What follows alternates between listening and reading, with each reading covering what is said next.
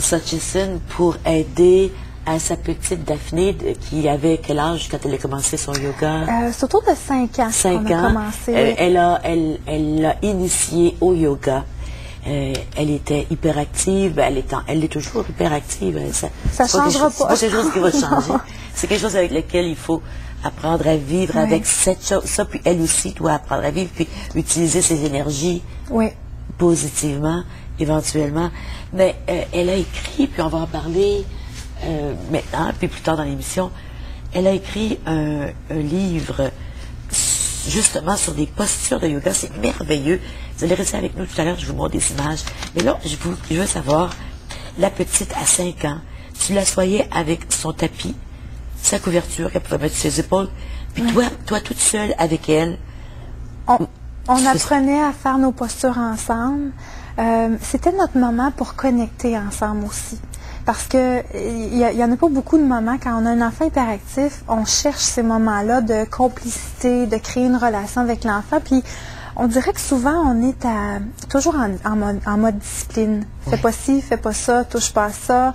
Et à un moment donné, je me suis dit, qu'est-ce qu'on pourrait créer? Et cet environnement-là, yoga, a beaucoup aidé à ça. Donc, on faisait nos soirées avant de se coucher. On pouvait faire notre petite relaxation ensemble, mouvement, posture. On pigeait une posture dans une petite pochette que j'avais faite. Donc, on pigeait la carte de la posture et on faisait ça ensemble. Puis le fait que tu aies enseigné aussi, tu avais toutes ces idées de petits trucs pour rendre l'activité plus intéressante. Oui, je voulais qu'elle participe autant que moi, puis qu'on se crée notre moment yoga ensemble, notre moment relaxation, détente.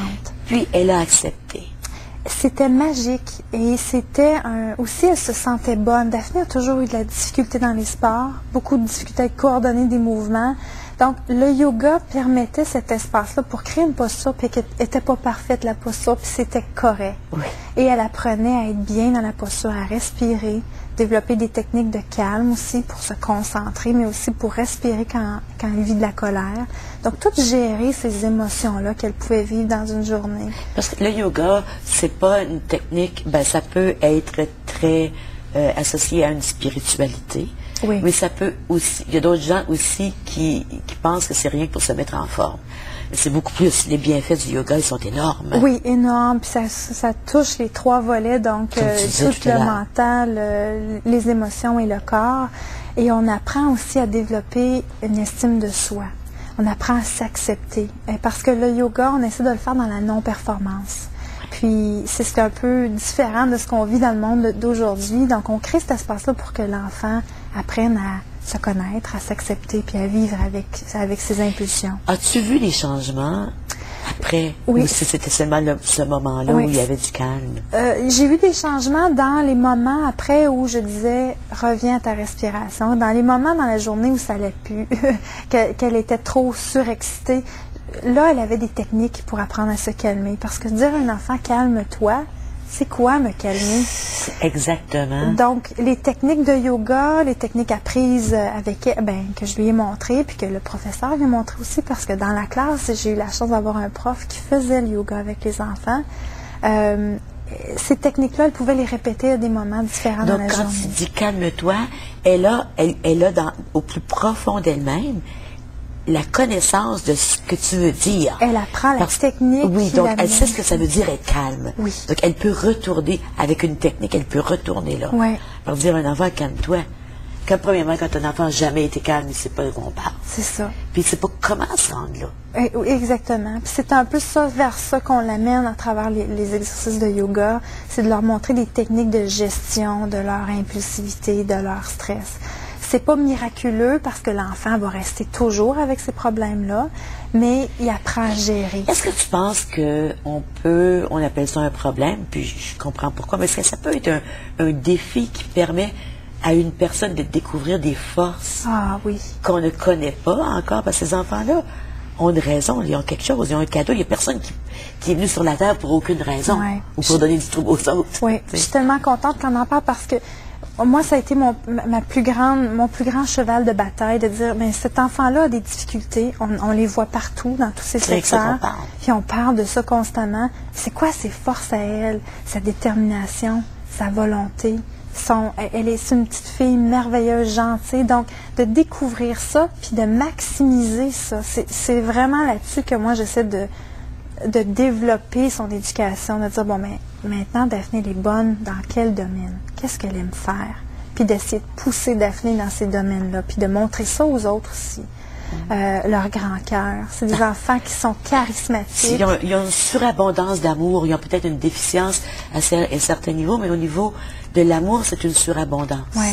Puis quand ces enfants-là nous disent « Maman, je t'aime », là, oh, c'est tellement dit avec d'émotion puis d'intensité que ils nous chavirent.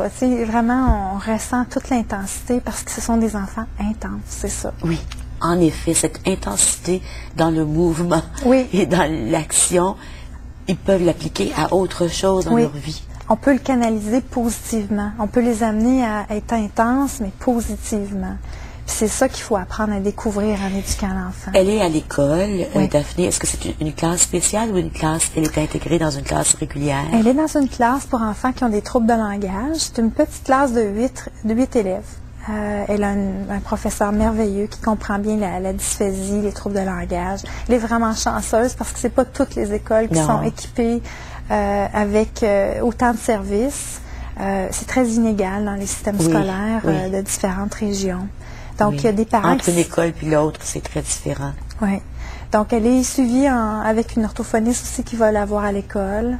Le dilemme, c'est que Daphné est dans une zone grise, donc il n'y a pas de centre de réadaptation en ce moment qui la prend parce qu'elle ne cadre pas dans un ou l'autre. Le diagnostic n'est pas clair, donc pas de service en ce moment encore. Avec le nombre d'enfants qui augmente, est-ce qu'on croirait que il y a plus qui serait fait dans les systèmes scolaires pour justement permettre à ces enfants de développer leur talent, développer leur force?